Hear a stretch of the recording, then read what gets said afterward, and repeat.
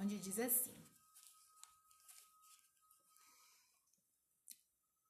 não que eu tenha já recebido ou tenha já obtido a perfeição, mas prossigo para conquistar aquilo para o que também fui conquistado por Cristo Jesus.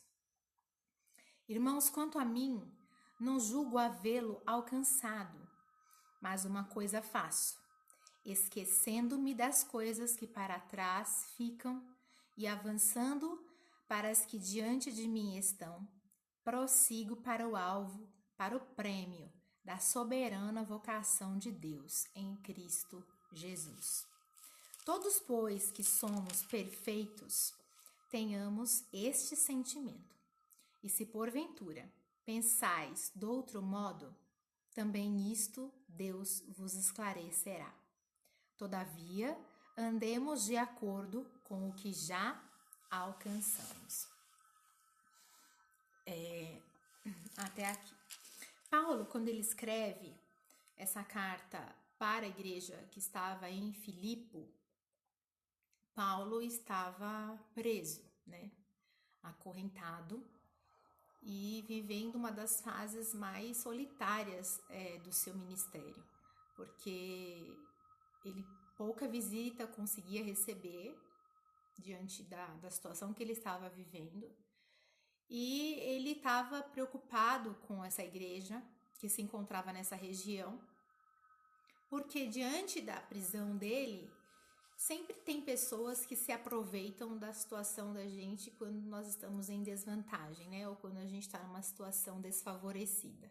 Quando você está numa situação que talvez não permita que você faça muito além daquilo que você já fez. E Paulo estava completamente cerceado. O que ele podia fazer era escrever cartas. E contando que ela chegasse no destino, né? Que não tinha nem a certeza de que essa carta ia chegar.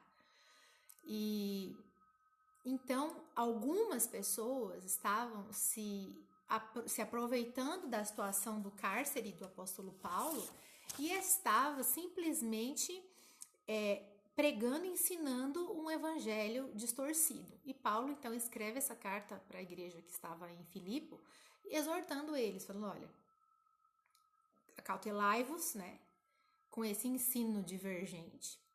E não só isso, também nesse ínterim estava se levantando não somente pregadores ensinando um evangelho distorcido, mas pregadores se aproveitando para obter lucro através do evangelho. Então, dois tipos ali estavam se aproveitando da prisão do apóstolo Paulo, uns para ensinar um evangelho distorcido e outros para obter vantagem financeira através do evangelho que o apóstolo Paulo tanto se dedicou para ensinar. E não é muito diferente do que a gente vê nos dias de hoje, né? A gente mais vê são esses dois cenários até hoje, que o apóstolo Paulo mandou com que eles tivessem cautela, que era esse ensino tão diverso, tão estranho a palavra, esse fogo tão estranho, né? Que eu até acabei falando sobre essa macumba santa, que eles acabam fazendo nessas igrejas com tantas correntes e enfim. E esses outros pastores que estão aí para arrancar o couro e comer a carne da ovelha, né?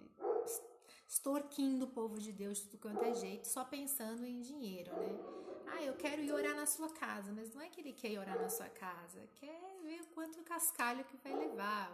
Eu quero ir abençoar você, não, quer ver quanto de oferta você vai contribuir. E tudo virou essa escravidão financeira. E o apóstolo Paulo, o contexto de Filipenses é esse. Ele vem fora os que queriam assumir o lugar dele, né? Os que queriam tomar o lugar dele. Porque as pessoas, quando veem você no momento de fraqueza, já ficam pensando onde é que elas vão se beneficiar. E o apóstolo Paulo também passou por isso. E como é que ele lidou com essa situação? Como é que ele enfrentou essa situação? Como é que ele administrou essa situação na vida dele? porque afinal de contas eu e você também enfrentamos pessoas querendo nos dar rasteiras, pessoas querendo assumir o nosso lugar, pessoas querendo o que é nosso, pessoas querendo tomar aquilo que Deus deu às nossas vidas, coisas que Deus derramou sobre nós, unção, autoridade que Deus nos revestiu, e gente querendo às vezes se aproveitar no momento, como o apóstolo Paulo estava preso, sozinho, escrevendo essas cartas entre algemas, entre correntes, né? A companhia dele era o barulho dessas correntes, e esses outros se aproveitando disso para se beneficiar. E aí o apóstolo Paulo vem dizendo, ele fala no capítulo 3, no verso 2, assim, acautelai-vos dos cães. Ele chama de cão. Ele chama esse tipo de cão. Acautelai-vos dos maus obreiros, porque eram maus obreiros, eram pessoas que estavam ali dentro. Eram pessoas que estavam junto, não eram pessoas de longe. Não eram aqueles que, eu ouvi falar. Não, eram aqueles do mesmo meio. E aí ele fala, e aí ele vem falando assim que... Aí ele fala sobre ele. Ele dá o currículo dele. Se você for olhar, no versículo 5, ele fala que ele, circuncidado ao 8º dia da linhagem de Israel, da tribo de Benjamim. Top, né?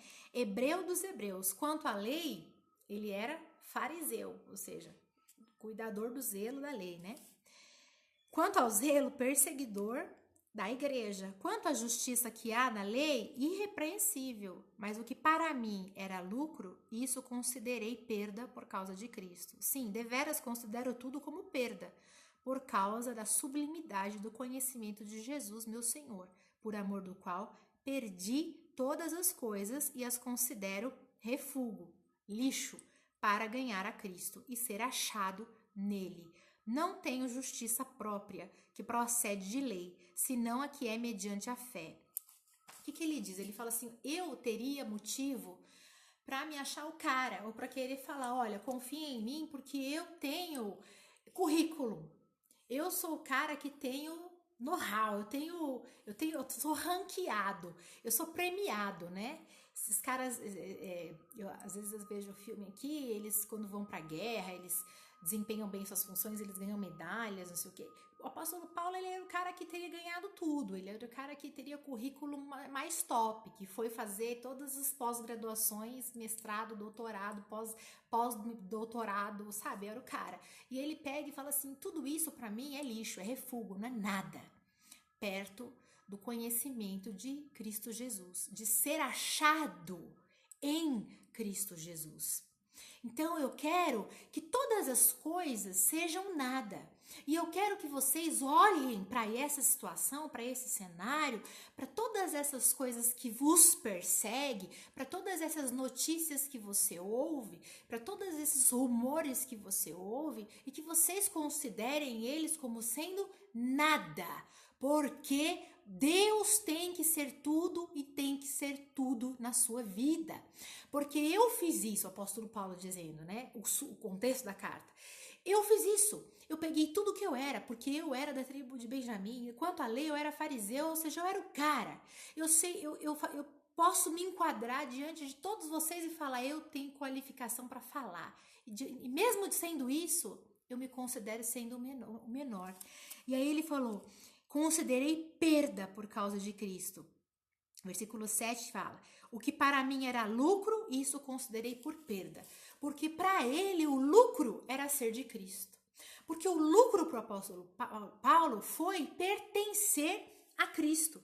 E o que eu vejo hoje são pessoas degladiando, brigando, se ameaçando, perdendo relações, deixando de ser amigos ou até mesmo de se respeitar por conta de títulos, por conta de dinheiro, por conta de reconhecimento humano. O apóstolo Paulo falou, para mim isso aí é tudo lixo.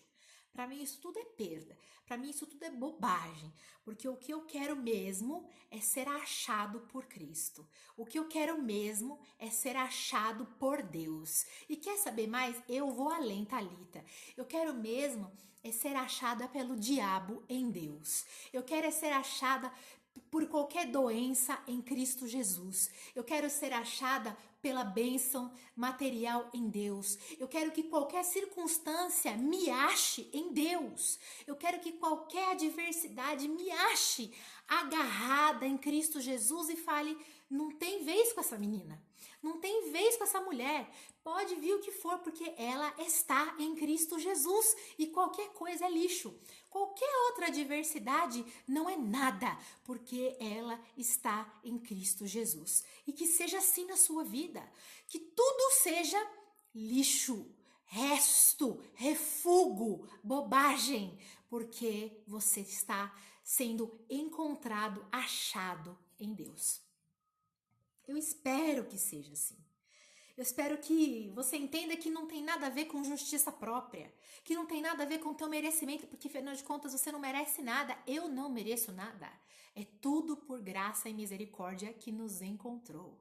É tudo porque Ele abriu mão da sua glória, sangrou no madeiro por mim e me conectou na videira verdadeira.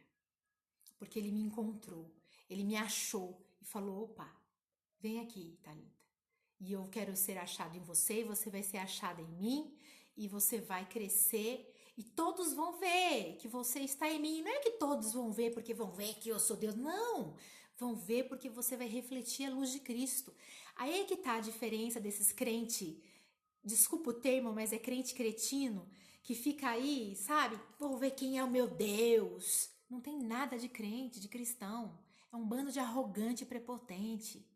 E o cristão, ele fala: todos vão ver quem é o meu Deus, porque o meu Deus é um Deus de amor e misericórdia, que restaura laços, que refaz o coração, que faz de um lugar totalmente devastado em terra fértil. E o apóstolo Paulo, você vai entender onde eu quero chegar, que o apóstolo Paulo, ele totalmente foi transformado nesse sentido. E ele fala: aquilo que eu considerava lucro, eu enxerguei que era lixo. E o lucro era todos esses títulos. E o lucro era ser tudo isso. E ele falou: não era nada. Sabe, Deus, o seu Deus, Ele não quer que você permaneça caído nessa situação depressiva, ou nessa enfermidade para a morte, ou nessa situação calamitosa que você está.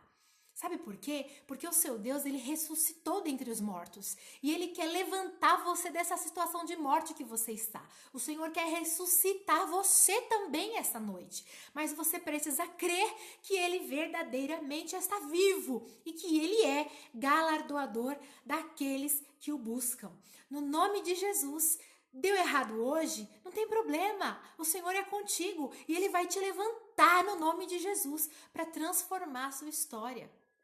Você precisa crer que Ele é o Deus da ressurreição e que Ele ressuscita pessoas da depressão, ressuscita pessoas do vício das drogas, ressuscita pessoas do vício da bebida, ressuscita pessoas do vício de falar palavrão, da pornografia, do adultério, dos maus pensamentos. Ele ressuscita, Ele transforma. Deus é Deus. O que é demasiadamente impossível para o seu Deus?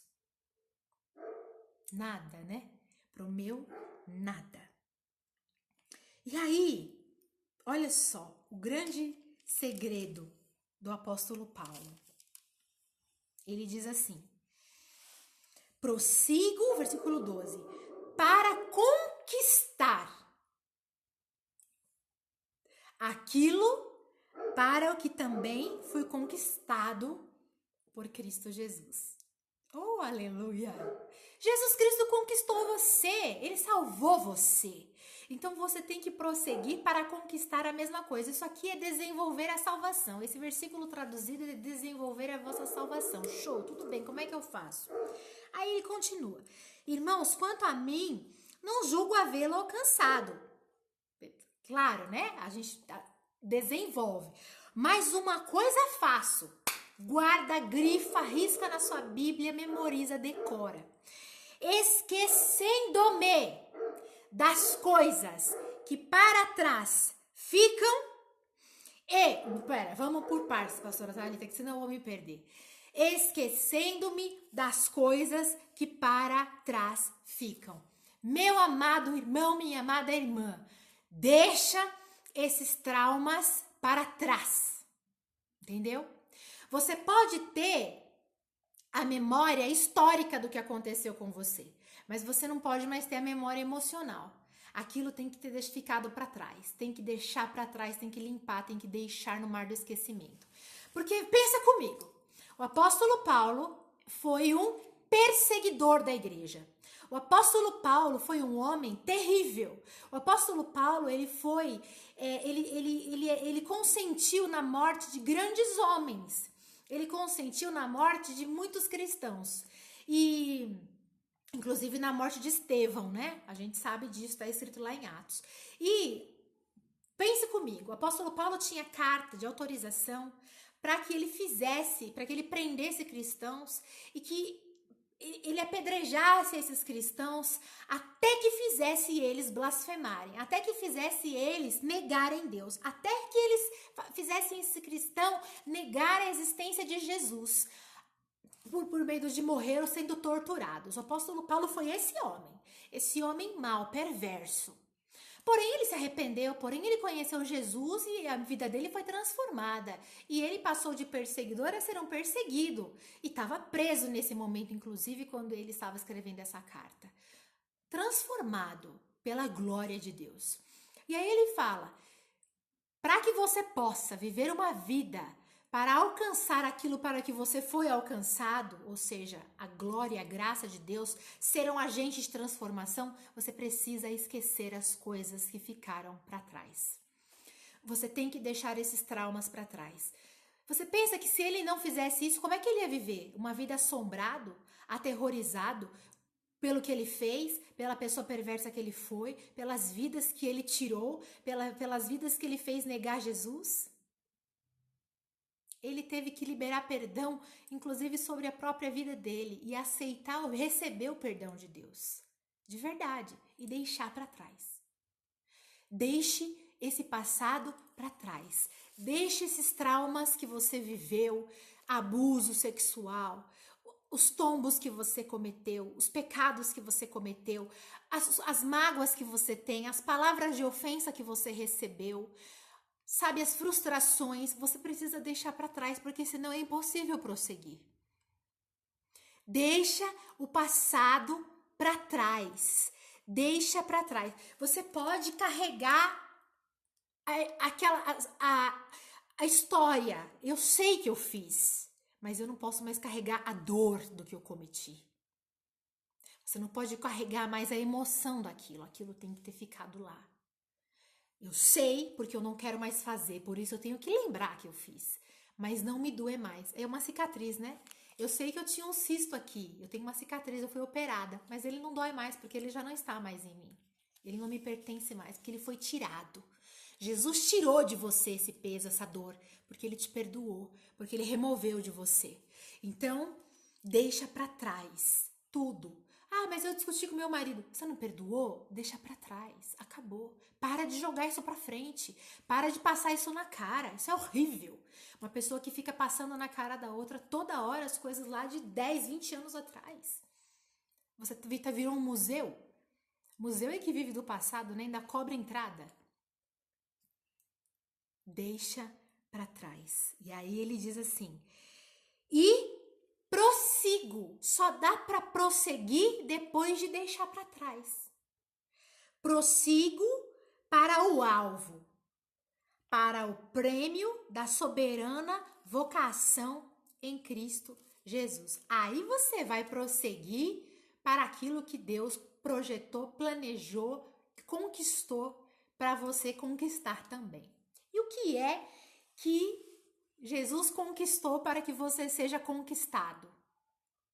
Ser filho de Deus, ser servo de Deus, ser a imagem e semelhança dele, ele fala, eu sou o primogênito de muitos irmãos, ser irmão dele, ser bom, ser filho, ser amor, ser pacífico, ser longânimo. Para você prosseguir para o alvo da soberana vocação de Deus que ele tem para você, você precisa deixar tudo para trás e exercitar aquilo que Jesus fez de melhor aqui, amar. Amou e amou em larga escala. Amou o leproso, amou a mulher do fluxo de sangue, amou o paralítico, amou o cego, amou os pobres, amou as viúvas, amou. Amou, curou, transformou. Todos, pois, que somos perfeitos, e essa perfeição não quer dizer que você é perfeito no sentido de não errar, esquece isso, porque isso não existe. Perfeito significa na perfeição de entender o amor de Jesus. Tenhamos esse sentimento. Qual sentimento? De prosseguir, de caminhar, de andar segundo a vocação de Deus, de andar segundo o chamado de Deus. Se porventura pensais de outro modo, também isso Deus vos esclarecerá. Ele fala, se você pensa de outro jeito, fique em paz, Deus vai te mostrar. Deus vai te mostrar que é assim que tem que ser. Que Deus é Deus e Ele não deixa ninguém enganado. Todavia, andemos de acordo com o que já alcançamos. O que o apóstolo Paulo está dizendo aqui? Ele fala assim, você tem que andar segundo a compreensão que você já tem. Entendeu? Você não tem que andar segundo a minha compreensão. Você tem que andar segundo a compreensão que você já tem. E aquilo que você já compreendeu, não ande menos do que isso. Porque senão você é cobrado diante de Deus. Então, aquilo que eu já fui iluminado, que eu já ganhei de consciência, eu não posso andar para trás. Percebe? Se eu, sei lá, vou dar um exemplo. Eu sei que se eu andar com uma imagem é pecado, desagrada a Deus, vai totalmente contra a palavra e eu penduro isso em mim, poxa, eu tô andando abaixo da iluminação que eu recebi, Deus vai me cobrar. Então, a maneira que você é iluminado, tome decisões. A maneira que você é iluminado, ande com atitudes firmes. Não tenha medo de se posicionar. Não tenha medo de falar, olha, eu não creio nisso, me desculpe. Olha, não é para você ser um arrogante, um soberbo, falando Deus falou comigo. Não, é para você se posicionar. É para você não sentar na roda do escarnecedor. É para você não fazer, entendeu?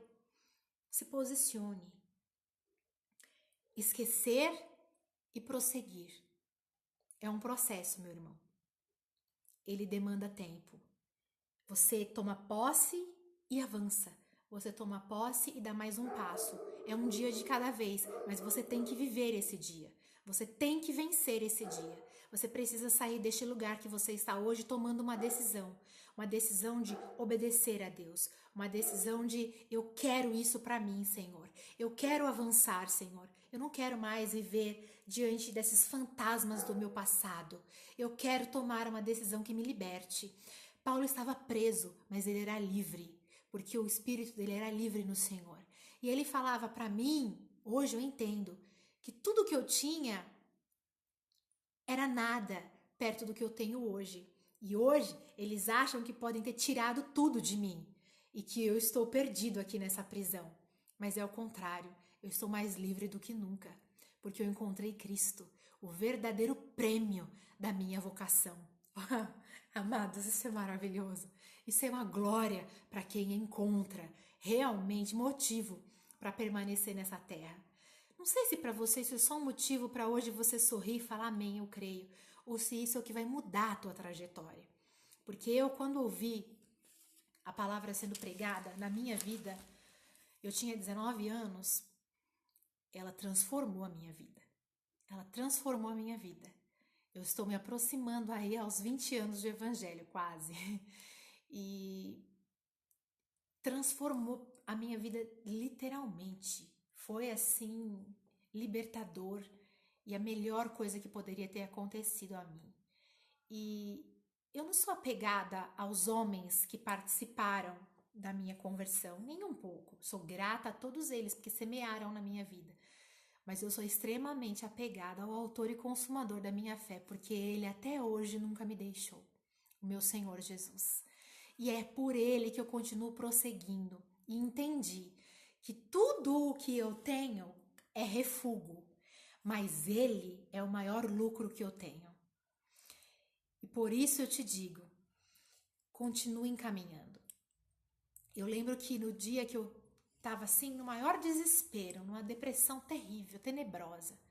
Minha mãe chegou e eu falei: mãe, vai comigo na igreja?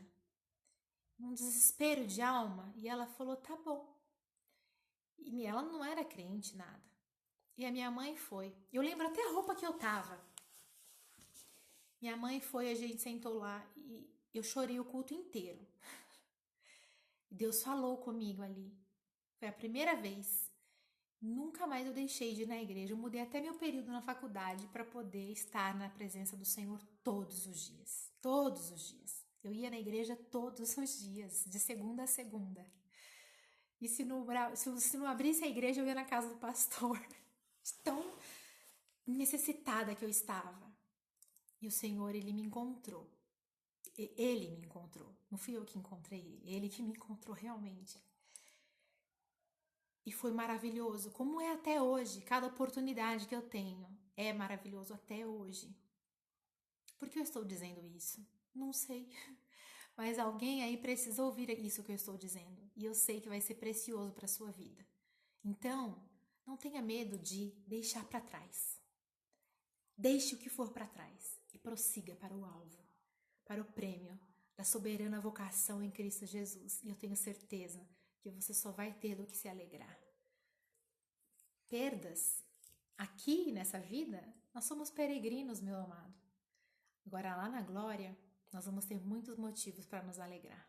E nós vamos nos alegrar juntos para a glória de Deus. Amém? Ósculo Santo, Deus abençoe você, no nome de Jesus. Espero que essa palavra caia numa terra fértil e que ela dê muito fruto, no nome de Jesus Cristo.